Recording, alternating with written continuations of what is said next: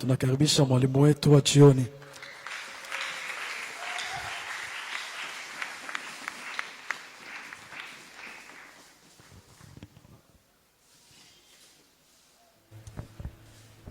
Pendant que nous sommes debout, nous prenons encore notre verset, Daniel chapitre 9. Wakati bado tungaliwima tunachukua shairi yetu ya Danieli sura yake ya 9 à partir du verset 24 jusqu'au verset 27. mstari wake wa 24 hadi 27. 70 semaines ont été fixées sur ton peuple et sur ta ville sainte pour faire cesser les transgressions et mettre fin au péché, pour expier l'iniquité et amener la justice éternelle, pour sceller la vision et le prophète, et pour oindre le Saint des saints. Sache-le donc et comprends. Depuis le moment où la parole a annoncé que Jérusalem sera rebâtie, jusqu'à loin au conducteur, il y a 7 semaines. Dans 62 semaines, les places et les fossés seront rétablis, mais en des temps fâchés. Après les 62 semaines, un oint sera retranché et il n'aura pas de successeur. Le peuple d'un chef qui viendra détruira la ville et le sanctuaire, et sa fin arrivera comme par une inondation. Il est arrêté que les dévastations dureront jusqu'au terme de la guerre.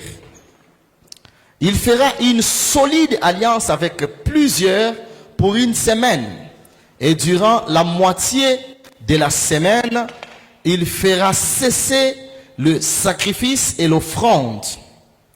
Le dévastateur commettra les choses les plus abominables jusqu'à ce que la ruine et ce qui a été résolu fondent sur le dévastateur. Amen. Acclamons très fort pour la parole du Seigneur et reprenons nos places. Bien-aimés dans le Seigneur, nous disons merci à notre Seigneur pour ce moment. Wapendo, tunasema tena asante kwa Mungu wetu kwa muda huu. Hier, nous avons débuté notre enseignement. Na tangu jana tumeanza mafundisho yetu. Et nous avons fait une introduction. Na tukafanya kiingilio hapo jana. Nous avons défini quelques mots clés. Na tukachambua maneno fulani ya maana. Et nous avons entamé notre premier chapitre. Na tukaanza chapa yetu ya kwanza. J'ai donné le but de cet enseignement. Na nikapana lengo la mafundisho hii, qui est celui d'informer le peuple de Dieu shabani kwamba ni kutaarifu taifa la Mungu au sujet des événements à venir, inaohusu matokeo itakayokuja, parce que c'est ce qu'avait fait Jésus. Kwa sababu ni yale aliyoyafanya Yesu. Dans Apocalypse 22, 16, la partie A. Katika Ufunuo 12 na kipengele yake ya kwanza. Il dit, moi Jésus, j'ai envoyé mon ange pour vous attester ces choses dans les églises. Anasema mimi Yesu nimewaletea hivi vitu ili vipate kufunzwa katika kanisa.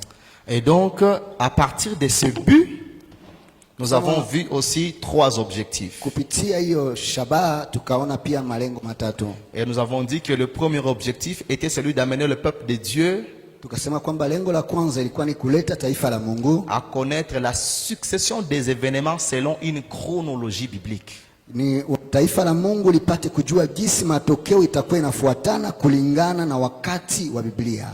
Mais aussi notre deuxième objectif na lengo letu la pili était celui de permettre aux hommes de bien se situer. Ilikuwa ni kuruhusu wanadamu wapate kukua na kujua, et bien se situer par rapport aux temps eschatologiques, wapate kujua na kuziweka kulingana na wakati wa eschatolojia, et à comprendre les privilèges que nous avons, nous qui vivons au temps de la grâce. Na kuweza pia kuelewa kibali ambao tunayo sisi ambao tunaishi wakati wa neema. Nous avons dit que notre troisième objectif Tukasema kwamba lengo letu la tatu était celui d'enseigner le peuple de Dieu ilikuwa ni ya kufunza taifa la Mungu au sujet de l'enlèvement de l'Église, inaohusu kunyakuliwa kwa kanisa, de la résurrection des morts, ufufuo wa wafu, du ciel, na pia kuhusu mbingu, de la géhenne, na pia kuhusu kuzimu, du jugement dernier na pia hukumu wa mwisho, et du renouvellement de toutes choses. na pia kufanyika upya wa kila jambo. Ce qui m'intrigue dans tout ceci, Ambayo inanishangaza kwa hii yote c'est que lorsque Dieu ou l'ange de Dieu parlait à Daniel, ni kusema wakati malaika wa Mungu alikuwa anamzungumzia Danieli, il lui dit, scelle les paroles de ces livres, anamwambia tia muhuri maneno ya kitabu hii, parce que le temps où les gens doivent comprendre ces choses n'est pas encore arrivé. kwa sababu muda ambao watu lazima waelewe hivi vitu haijatimia kabisa. Mais lorsque nous arrivons dans Apocalypse 22, le verset 10, Lakini tukifika katika Ufunuo 12 na mstari wake wa 10, l'ange dit à Jean, na malaika anamwambia Yohane, ne scelle pas les paroles, wewe usitie muhuri hii maneno, mais à ouvert, laisse le livre ouvert, acha kitabu kiwe wazi afin que les gens comprennent ili watu wapate kuelewa, et que l'intelligence du plus grand nombre s'accroisse. na ili akili ya wengi ipate kukomaa. Nous avons vu qu'est-ce que l'eschatologie. Na tukaona eskatolojia ni nini. Nous avons vu qu'est-ce que l'avènement de Jésus-Christ. Tukasema pia ujio wa Yesu Kristo ni gani. Et nous avons vu qu'est-ce que le renouvellement de toutes choses. Na tukaona pia kufanyika upya wa vitu vyote pia ni nini. Nous avons dit que Tukasema kwamba l'eschatologie eskatolojia est un ensemble de doctrines inakuwa muungano wa mafundisho qui nous parle ambayo inatuzungumzia du sort de l'homme matokeo ya mwanadamu après sa mort kisha kifo chake, et de la fin du monde. na pia kuhusu mwisho wa dunia. L'ensemble des enseignements Inakuwa mkusanyiko ama muungano wa mafundisho yote qui nous parle du sort ambayo de l'homme inatuzungumzia kuhusu tokeo ya mwanadamu après sa mort kisha kifo chake, et de la fin du monde. na pia kuhusu mwisho wa dunia.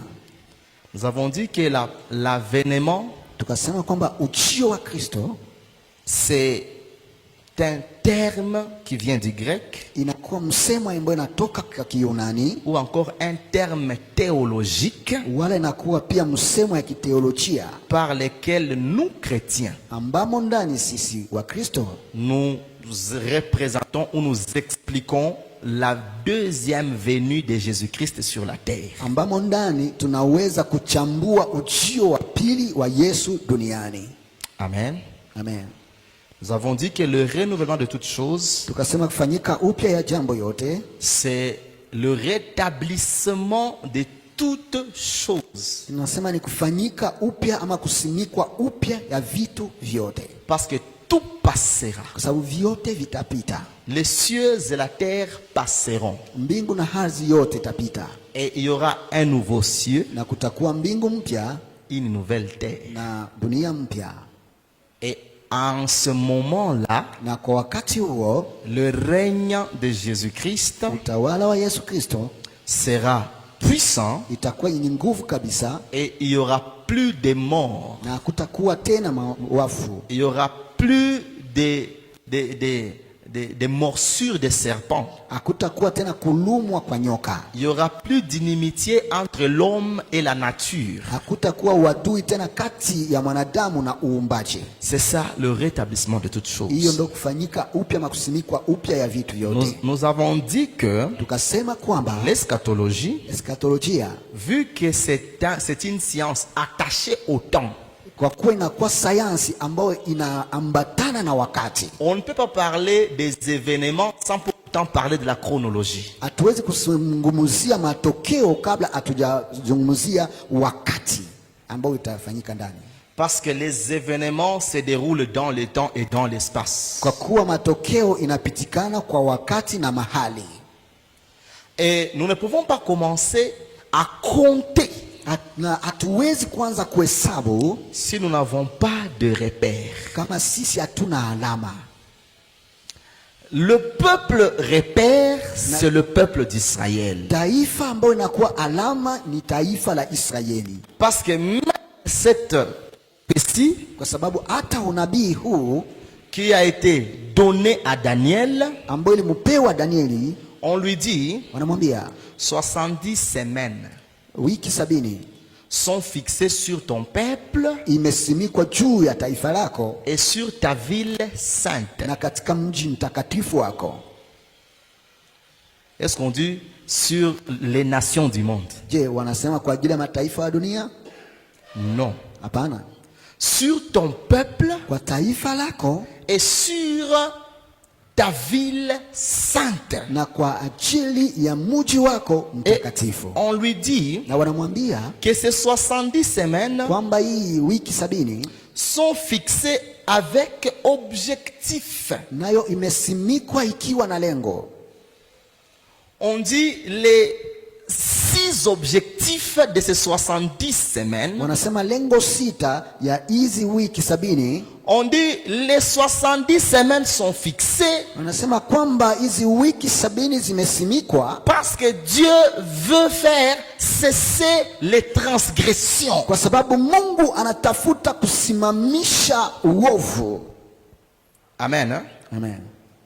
Mais j'insiste encore ici, Na minasitiza tena hapa, ces choses hivi vitu ne sont pas dites à toutes les nations. visemekwe kwa ajili ya taifa lote kama zote. Comme je vous ai dit encore hier, Kama nilivyowaambia tena jana, il existe des prophéties bibliques kuna kuwa maunabii ya kibiblia qui ont de multiples accomplissements. ambao inatimilika kwa njia mingi na mara mingi. Tout ce qui est dit ici, Ambao yote ambayo imesemekwa hapa pour nous, Église, kwetu sisi kanisa, ces choses sont déjà accomplies. hivi vitu vimeisha kutimilika tayari. Est-ce que vous comprenez? Je, mnaelewa? Pour nous, l'Église, Christ a vaincu les péchés en clouant son corps, sa chair sur la croix. Kwetu sisi kanisa, Kristo ameyashinda dhambi akitundika mwili wake kwenye msalaba. Pour nous, chrétiens, Christ nous a déjà donné le sang qui expie nos péchés en mourant à la croix. Kristo amesha kutupatia sisi damu ambayo inaondoa dhambi akifa msalabani. Pour nous, chrétiens, Kwetu sisi Kristo, Jésus est notre justice. Yesu ndio haki yetu.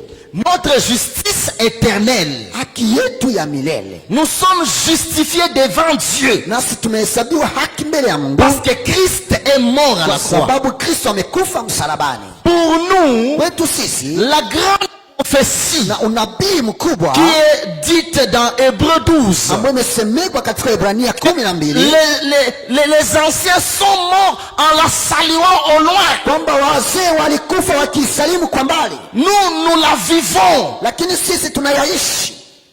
Le Messie est venu. Masihi amekuja, Il nous a sauvés. ametuokoa, Mais cet accomplissement lakini utimilifu n'est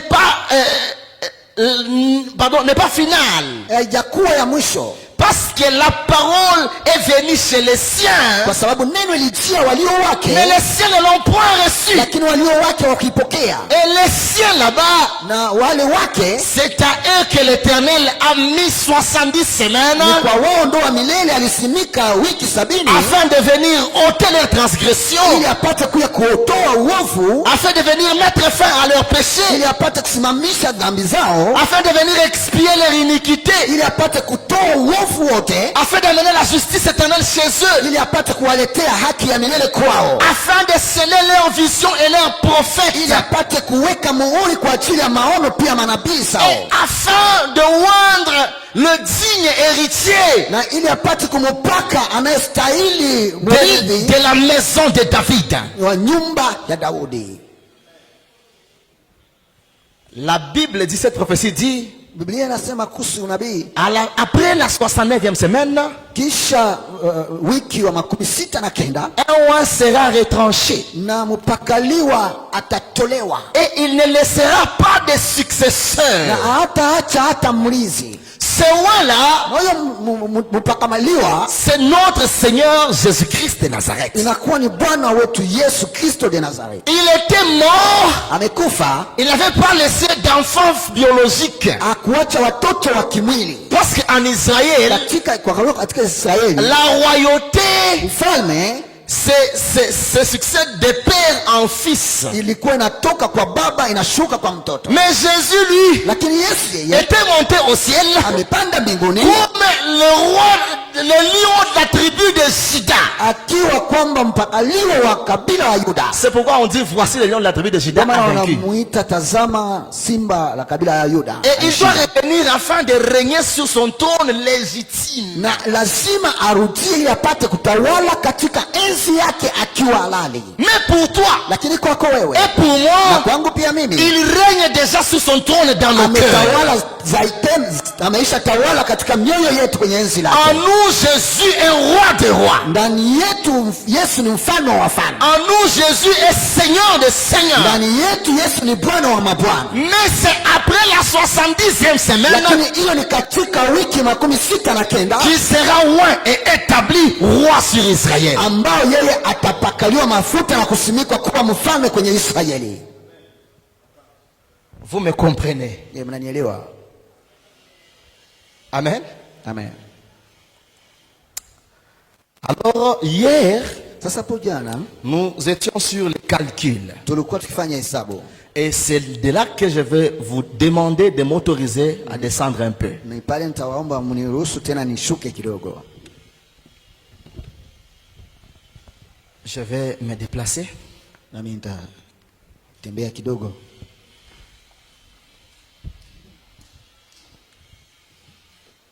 Hier, nous étions en train de voir ce qui se passe avec les années ici. Na jana tulikuwa tukiona yale ambayo yanapitikana kuhusu miaka, Et nous avons dit que na tukasema kwamba les semaines qui nous sont dites dans ce passage na juma ambayo imetuambiwa katika usomi huu ne sont pas les semaines hebdomadaires, haziko wiki kama za kawaida, mais ce sont les semaines des années. lakini zinakuwa wiki ambazo zinakuwa kama ni miaka. Donc, chaque jour de ces semaines, Ni kusema kila siku ya wiki hizi c'est une année. inakuwa ni mwaka mmoja.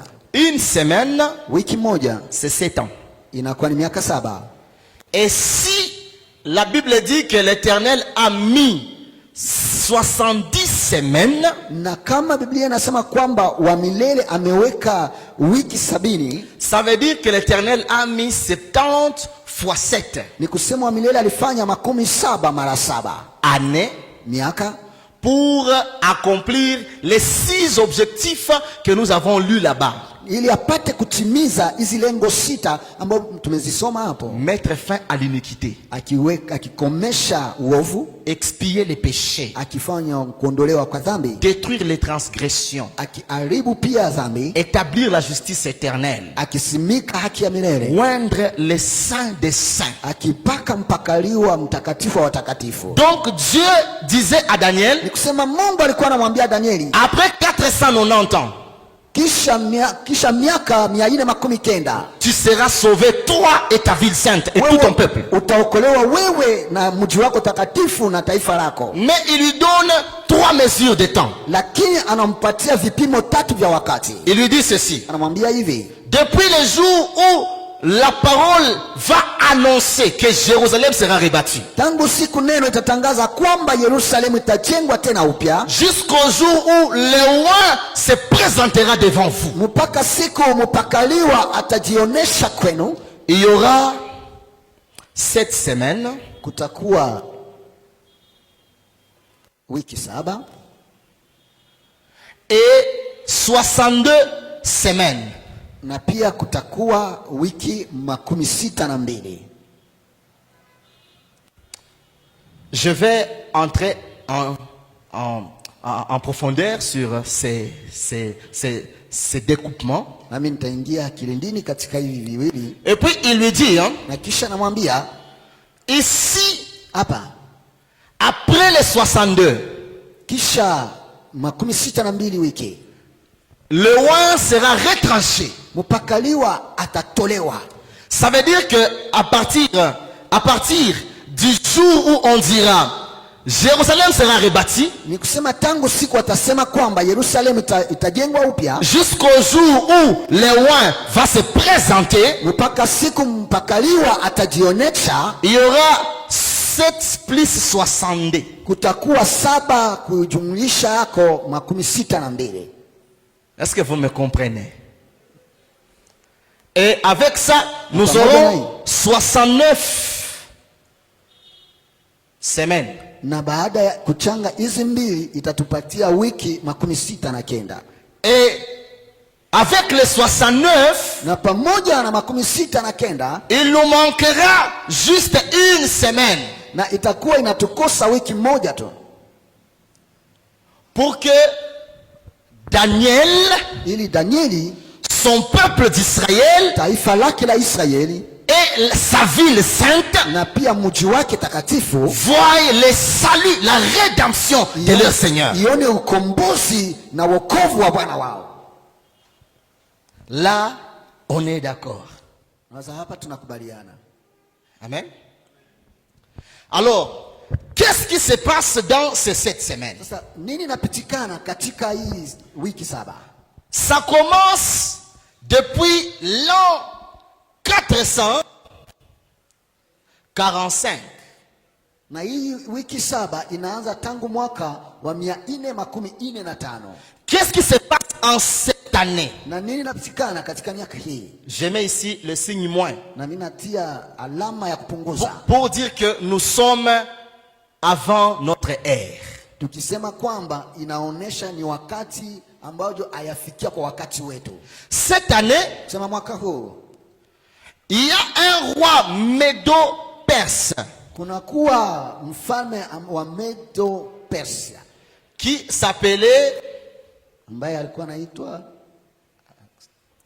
Artaxerxès. Artaxerxes. Si vous connaissez bien l'histoire, Mkijua vizuri historia, on dit que celui-ci avait succédé à un roi que vous connaissez bien. na anasema kwamba huyu alikamata nafasi ya mfalme ambaye mnamjua vizuri.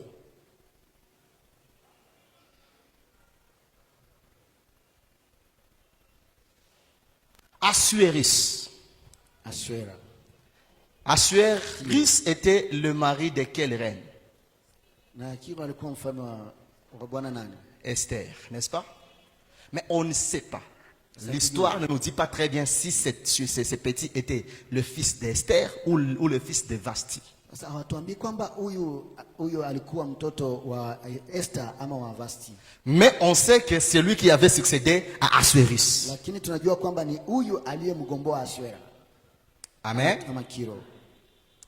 Alors cet homme Sasa huyu mtu avait remarqué que son échanson était comme malade. akagundua kwamba mtumishi wake alikuwa kama vile mgonjwa. Son échanson était qui? Na huyo mtumishi wake alikuwa nani? Néhémie. Alikuwa Nehemia.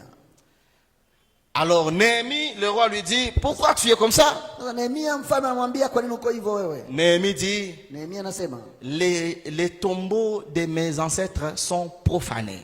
namna gani unaweza kuwa hivi kama makaburi ya ndugu zangu na wababu imeharibiwa? Et les portes de ma ville sont brûlées. Na hata milango ya mji wangu imeungua. Alors permets-moi Sasa niruhusu de rentrer pour aller rebâtir. nirudi tena niende kuijenga upya. En cette année, Katika miaka hii le roi huyu Artaxerxès mfalme Artaxerxes va dire à Néhémie, ataenda kumwambia Nehemia, va rebâtir la ville. nenda ukajenge mji mpya.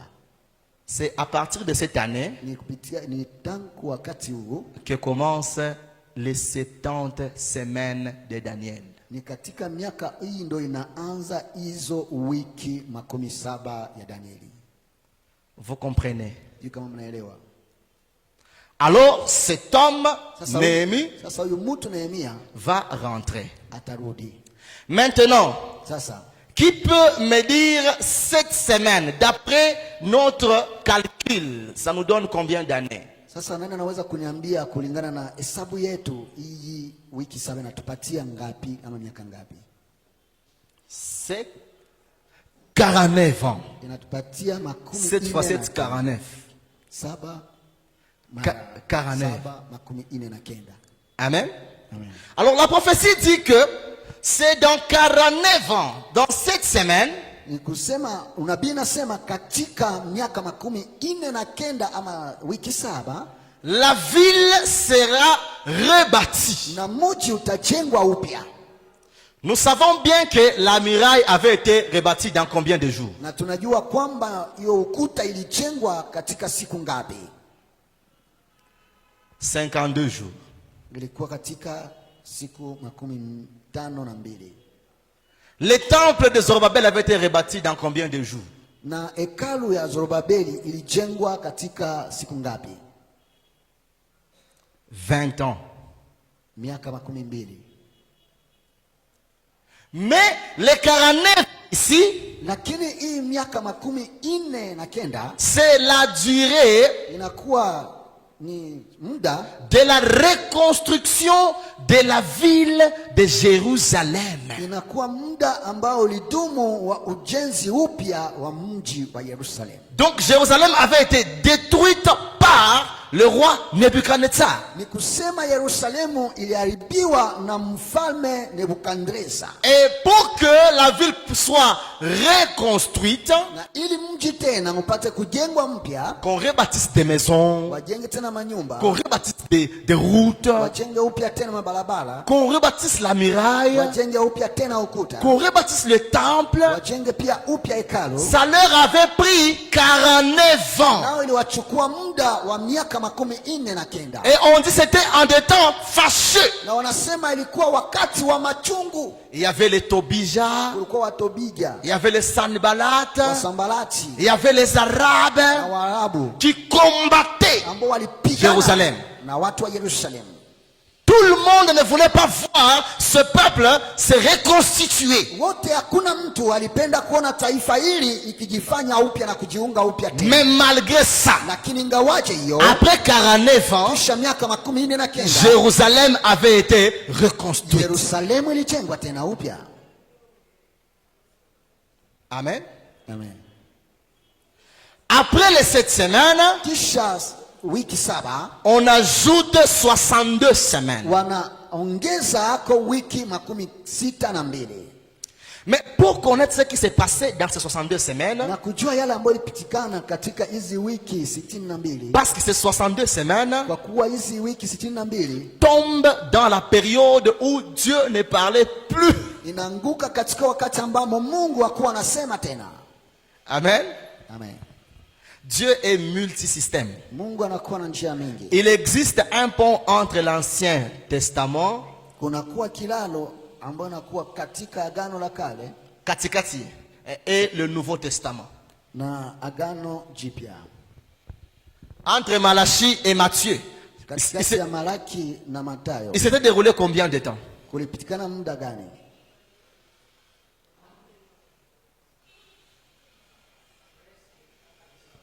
Presque 400 ans. Donc beaucoup d'années. Alors qu'est-ce qui s'était passé? Dieu va donner à Nebuchadnezzar un rêve. À part ça, Dieu va donner à Daniel des visions, afin que Daniel voie ce qui se passera sur le plan politique.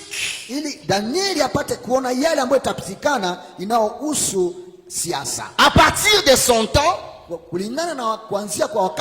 jusqu'au jour où nous entrerons dans le millénium. Alléluia. Amen. Nebuchadnezzar va voir, c'est dans Daniel 2, il voit un rêve.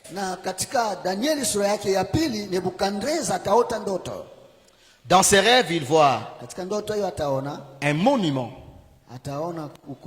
une statue qui a la tête en or, ambayo ina kichwa ya dhahabu, qui a la poitrine et les bras en argent, ambayo inakuwa na kifua na mikono ya fedha, qui a le ventre et les cuisses en airain, ambayo inakuwa na tumbo na chini ya pacha ambayo inakuwa ya shaba, qui a les jambes en fer na ambayo inakuwa na miguu ya chuma, et qui a les pieds en fer qui se mélangent à l'argile. na ambayo inakuwa na miguu ya kukanyagia ambayo inakuwa na chuma na pia na udongo. Et il lui dit ceci. Na anasema hivi, Le roi Nebuchadnezzar, mfalme Nebukadneza, toi tu es la tête. wewe ni kichwa, Tu es le roi tout puissant. wewe unakuwa mfalme mwenye nguvu kabisa. Et Nebuchadnezzar était le roi Nebukadneza alikuwa alikuwa ufalme wa Babiloni, parce que kwa sababu il existe cette grande puissance du monde. kwa sababu kunakuwa mamlaka kubwa saba ya ulimwengu, La 8e grande puissance, na ya munane uwezo wa mamlaka c'est la puissance de Jésus-Christ. inakuwa ni nguvu ya Yesu Le Kristo, royaume de Jésus-Christ. inakuwa ufalme wa Yesu Kristo. Le chiffre 8 Na hii idadi mnane représente l'infini. inakuwa inawakilisha umilele ama isiyoisha, Yes. Ou l'éternité. wala umilele. Amen. Hein? Amen. Parce que le chiffre 7, c'est l'accomplissement. Kwa sababu idadi saba inakuwa herufi saba inakuwa ni ukamilifu. Après l'accomplissement, Kisha ukamilifu ama utimilifu, on entre dans l'éternité. tunaingia katika umilele. Alors, quelles sont les 7 puissances qui sont accomplies sur terre? Uwezo gani saba hizo ambazo zinatimilika duniani? La première grande puissance, Ya kwanza, uwezo mkubwa, ce fut l'Égypte. ilikuwa ni Misri. C'était au temps de qui? Ilikuwa wakati wa nani? Pharaon. Farao. La deuxième grande puissance, Uwezo wa pili c'était la Syrie. ilikuwa ni Ashuru. Ashuru, La Syrie, avec le roi Sanchérib. pamoja na mfalme Akeribu. La troisième grande Na ya puissance, tatu, ufalme mkubwa, c'est la tête maintenant du statut. ilikuwa ni kichwa sasa ya hii sanamu, L'empire babylonien. ufalme kubwa wa Babiloni. La quatrième grande puissance, Ya nne, utawala kubwa, c'est les Mèdes et les Perses. ilikuwa wa Persia na wale wa Medi, Et eux étaient venus renverser na wao walikuwa kupindua les Babyloniens. wa Babiloni. Et maintenant, les Mèdes et les Perses Sasa wa Medi na wa Persia vont aussi tomber. nao pia wataanguka. Et qui les fera tomber? Nani atawaangusha? Nani? C'est la Grèce. Inakuwa ni Grecia, Avec qui? pamoja na nani? Alexandre le Grand. Alexandre le Grand. Pourquoi l'histoire de la Grèce n'est pas écrite dans nos Bibles? Kwa nini historia ya Grecia iandikwe katika Biblia zetu? Parce que les exégètes Kwa sababu walioandika ont pensé walizani kwamba que à partir de Malachie, kuanzia kwa Malaki Dieu ne parlait plus. Mungu L'Esprit hakuwa de Dieu anasema ne tena. révélait plus les choses. roho ya Mungu haikufunua tena chochote. Alors les gens commençaient à écrire leurs propres pensées. Sasa watu wakaanza kuandika fikra zao wenyewe, Ainsi, na hivi Dieu a permis à ce que Nebuchadnezzar voie les choses na Mungu akaruhusu kwamba wapate kuona vitu qui vont se passer au moment où il y aura du flou dans la révélation. vitu ambavyo vitapitikana wakati ambao kutakuwa machanganyiko katika ufunuo. Et vous allez comprendre une Na chose. mtaelewa jambo moja, Cette puissance, la Grèce, kwamba uwezo mkubwa ya Grecia qui n'apparaît pas dans nos Bibles, ambayo ionekane katika Biblia zetu avait de l'impact sur le plan scientifique. ilikuwa kabisa na maana na shindo kubwa kuhusu sayansi, À tel point que le Nouveau Testament a été écrit en grec. hadi ya kwamba Agano Jipya imeandikwa katika Kiunani. Vous comprenez? Naelewa, Mais ça n'existe pas dans nos Bibles. lakini haiko ndani ya Biblia zetu. Pourquoi? Kwa nini? Parce Parce que Dieu voulait à ce que sababu Mungu alitaka même kwamba les choses qui vont se passer au temps où il sera calme hata vitu itapatikana wakati Mungu atakuwa kinyamaza, puissent intervenir au moment où le roi va apparaître. ipate pia kuonekana wakati mpakaliwa ataonekana. Parce que même au temps de Jésus, Maana hata wakati wa Yesu, pendant qu'il était à la croix, wakati alikuwa msalabani, celui-ci est le roi des Juifs, huyu ni mfalme wa Wayahudi, avait été écrit en grec, iliandikiwa katika Kiunani, qui était la langue scientifique à leur époque. ambayo ilikuwa lugha ya kisayansi kwa wakati wao. Vous comprenez? Unaelewa? Alors, après la puissance qui est la Grèce, Kisha hiyo uwezo ya Wayunani ama wa Grecia, c'était maintenant le temps de l'Empire romain. nayo ilikuja sasa wakati wa ufalme mkubwa wa Waroma, Et c'est pendant le règne de César na wakati wa utawala wa Kaisari que les 62 semaines étaient arrivées. ndo hizi wiki 62 imefikia, Et c'était pendant ce règne na ilikuwa wakati wa utawala wake que le latin aussi était comme la langue officielle. ndo Kilatini nayo ilikuwa kama lugha ambayo inakuwa ya serikali, Et la langue religieuse, na usemi wa kidini la langue du culte, na usemi wa ibada c'était le hébreu. ilikuwa Kiebrania.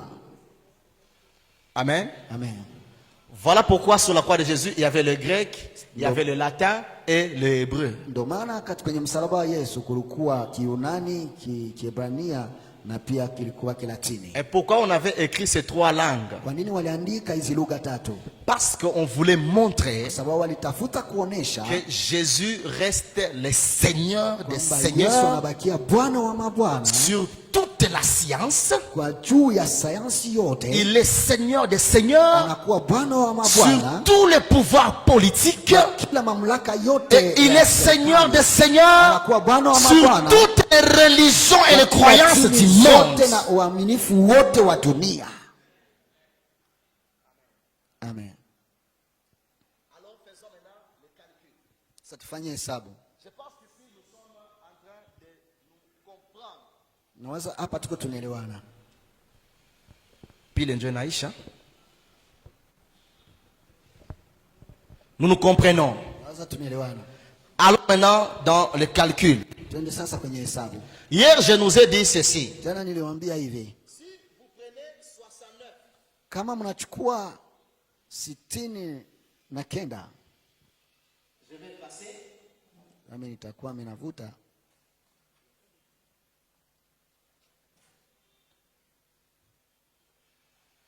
Si vous prenez 69, Mkichukua 69 vous le multipliez par 7.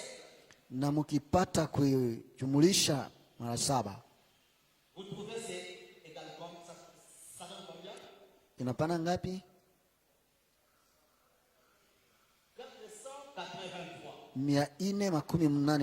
483. Mfanye sasa 483 Moins 445. kupunguza amo 445.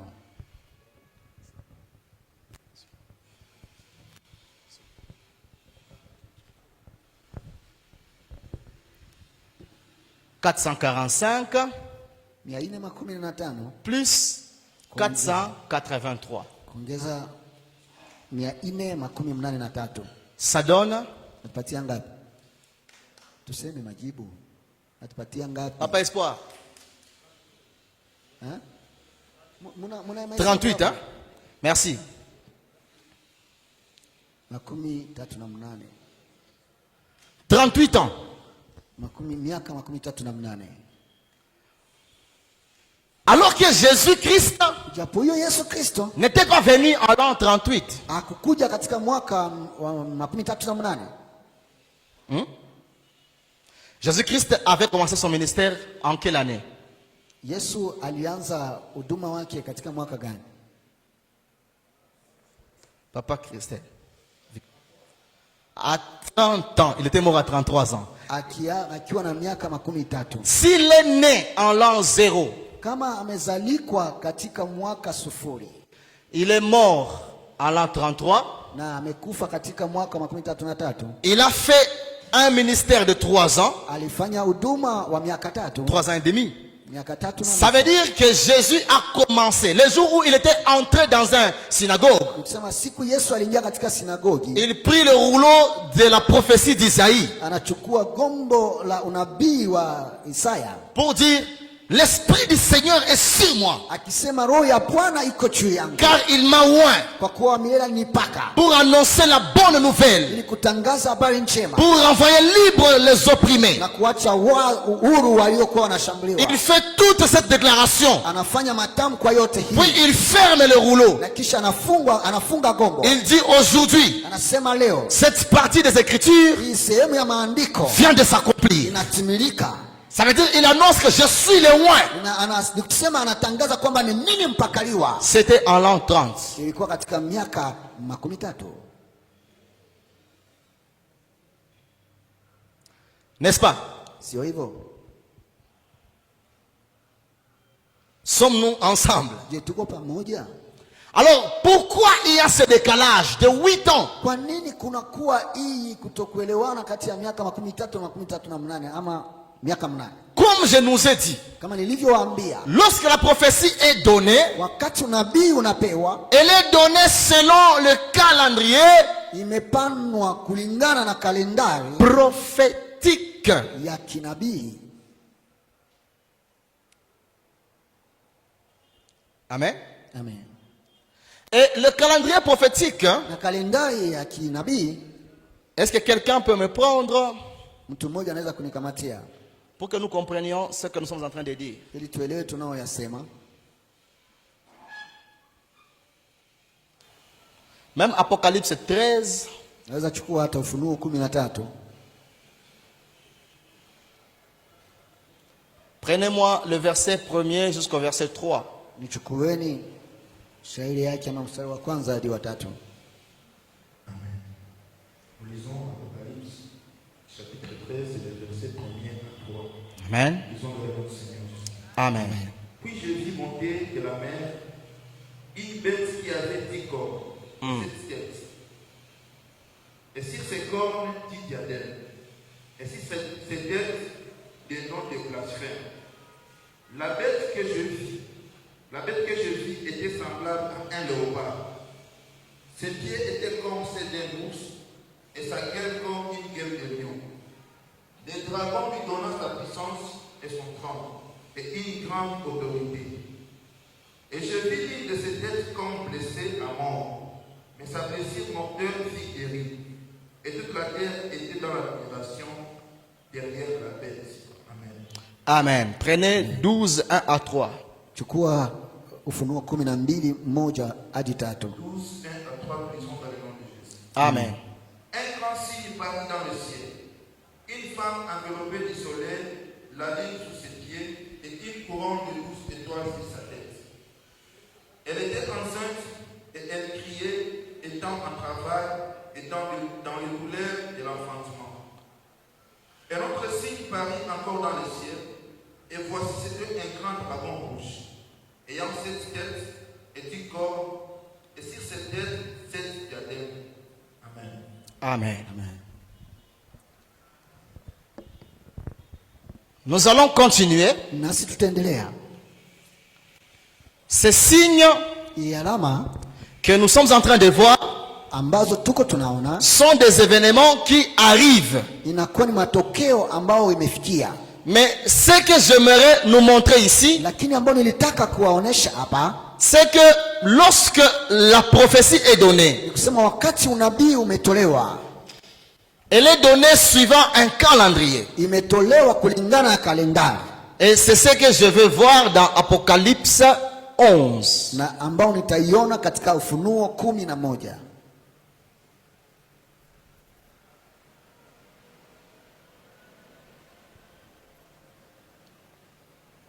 Apocalypse 11, papa, lisez toujours. Ufunuo 11, ndugu, naweza kuendelea kutusomea 1er à 3. anza tu 1 hadi 3. Et après, nous lisons dans le nom du Seigneur Jésus. Amen.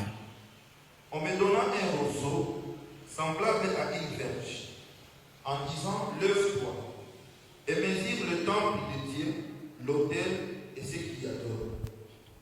Mais les parvis extérieurs du temple, laissez-les en dehors et ne les mesure pas.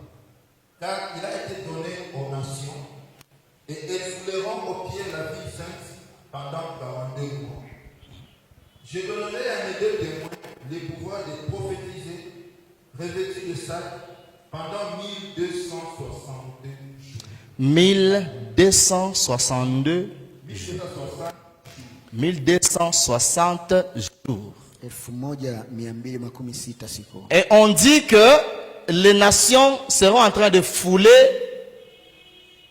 le parvis pendant 42 mois. Sasa mataifa itakuwa kikanyaga uwanja wa nje wenda miezi 42. Ces 1262 jours Hizi siku 1260 correspondent inakuwa inalingana à 3 ans et 6 mois inalingana ama inalinganishwa na miaka 3 na miezi 6 selon le calendrier prophétique. kulingana na kalendari ya kinabii. Quelqu'un peut me prendre les 1262 Mtu mmoja anaweza kunichukulia hii 1260 divisé par 360. akigawanya kwa 360. 1260 divisé par 360. 1260 gawanya kwa 300 3.5. inakuwa 3 na mstari 5. Si nous convertissons 3.5 en année, Na sisi tukibadilisha hii 3 mkato 5 katika miaka c'est 3 ans et 6 mois. inakuwa ni miaka 3 na miezi 6. Sommes-nous ensemble? Je, tuko pamoja?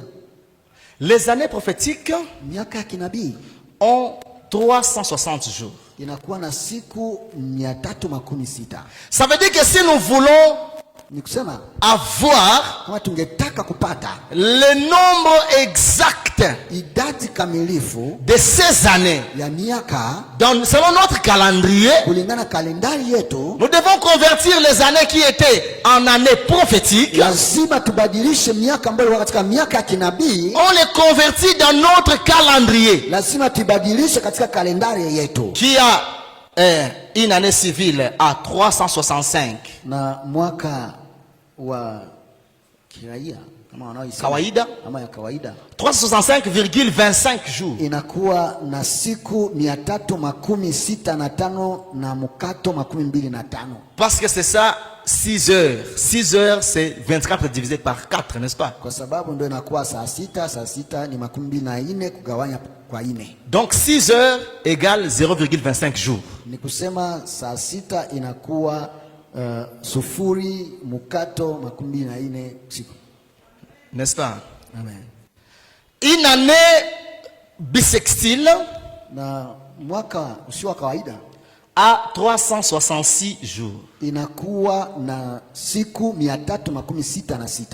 Alors, que faire? Sasa nini natupasa kufanya?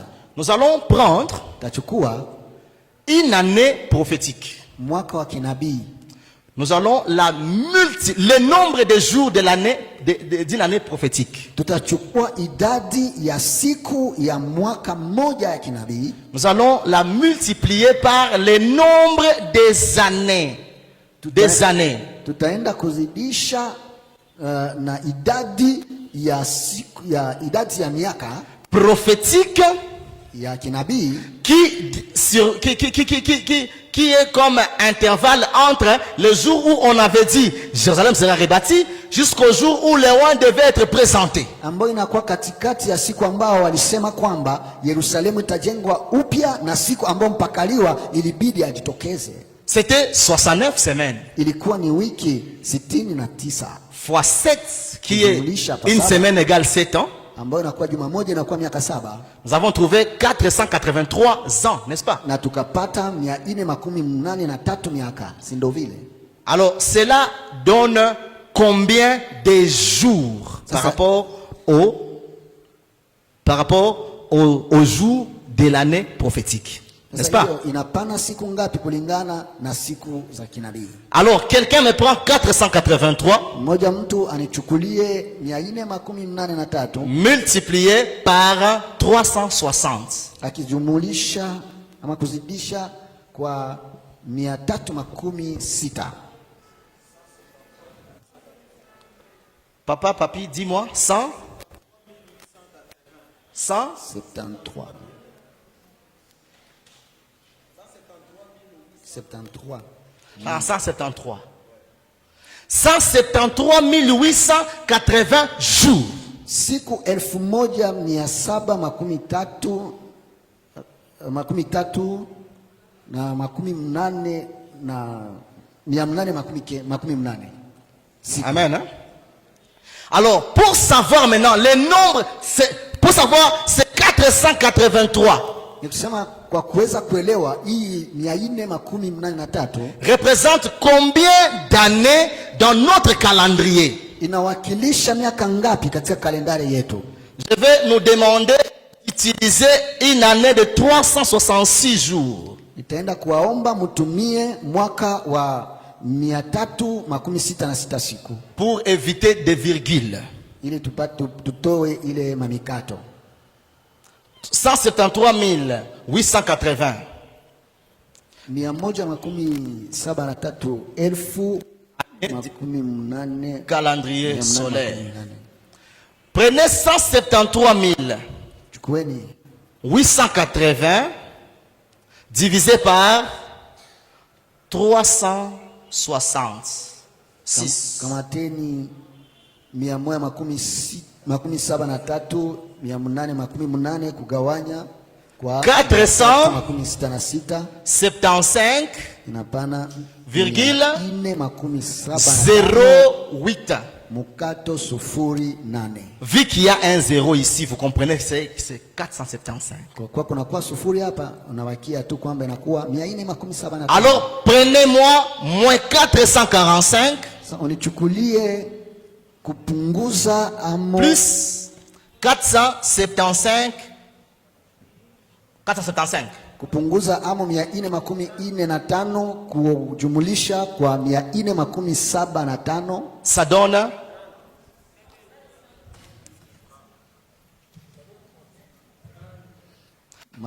30 en l'an 30 katika mwaka wa 13 comme on avait prophétisé kama vile walitabiri que depuis les jours où tangu siku Jérusalem sera rebâtie Yerusalemu itajengwa upya jusqu'au jour où le roi va se présenter à Israël, mpaka siku mpakaliwa atajionyesha kwa Israeli. il y aura 7 semaines et 62 semaines. Kutakuwa wiki 7 na wiki pia 92. Et qui est tombé en l'an 30. Na ambayo imeanguka katika mwaka wa 13. À 30, kwa 13 le Messie s'était présenté. Na Masia alijionesha.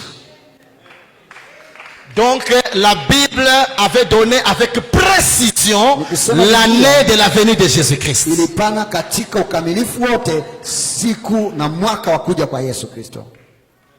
Vous comprenez maintenant d'où est venu ces 69 semaines. Mnaelewa wapi imetoka hiyo wiki 67 na kenda. Alors, sasa vu que j'ai terminé avec cette démonstration kwa kuwa nimemalisha hii kubayanisha hivi et que le temps passe, na kwa kuwa muda umepita, clôturons pour aujourd'hui. Tunaweza kusimamia hapa kwa leo.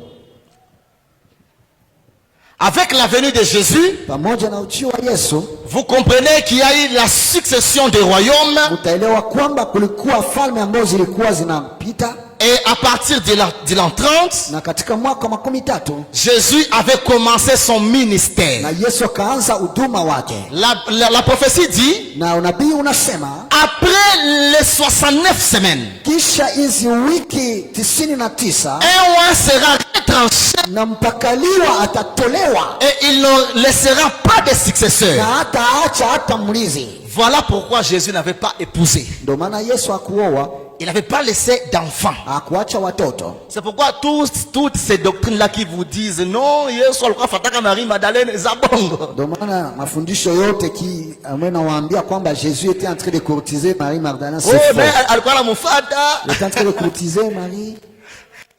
Jésus ne pouvait pas le faire. Yesu angeliweza kuyafanya Parce qu'il fallait d'abord qu'il rentre avec la prophétie de Israël, de Jacob, qui dit le bâton de commandement ne quittera pas Juda jusqu'à ce que les Shiloh viennent et que toutes les nations lui obéissent. Sasa Yesu angefanya hivyo kwa kuwa ilimbidi arudi kwanza na unabii wa Yakobo ambao inasema ya kwamba fimbo ya utawala haitatoka katika kizazi cha Yuda na ili taifa lote lipate kumtii. Et cette prophétie avait eu son accomplissement. Na ilitimilika. Parce que Jésus était rentré avec les bâtons du lion de la tribu de Juda. Kwa kuwa Yesu alirudi na fimbo ya katika kizazi kama kabila la Yuda. Et il rentrera Na atarudi un jour siku moja afin de régner sur le trône de David son père. ili apate kutawala kwenye enzi ya Daudi baba. Et c'est là que j'arrive maintenant là où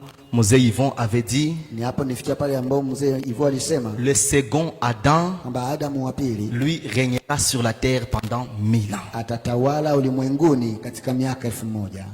Demain, nous allons entrer dans les temps de la grâce. Na kesho tutaingia katika wakati wa neema. Et si Dieu nous permet, Kama Mungu ataturuhusu, nous allons passer rapidement tutapita kwa haraka au temps de la grâce kwa wakati wa neema et parler de l'enlèvement de na l'église kuzungumzia kunyakuliwa kwa kanisa et de la tribulation. na pia ziki. Que Dieu vous bénisse. Mungu awabariki. Naomba wapatie mchungaji microphone ili apate kubariki sadaka ya kuwanufaishwa na Mungu tunaporudi nyumbani.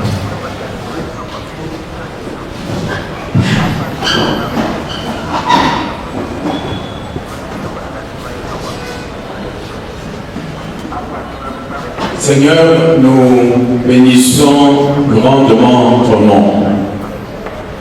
Merci pour ce jour merveilleux. Un jour grandiose, un jour de grâce, un jour de paix, un jour de visitation divine.